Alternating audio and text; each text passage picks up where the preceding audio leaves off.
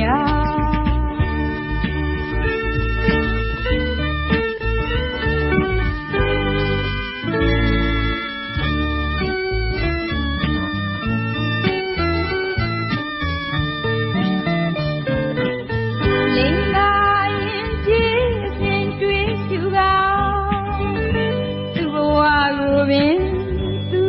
တွေ့ပြ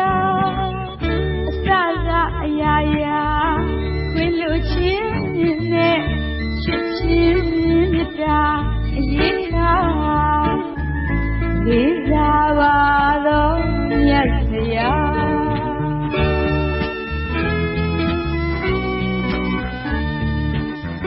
ကလေးဘဝငယ်စဉ်ခါ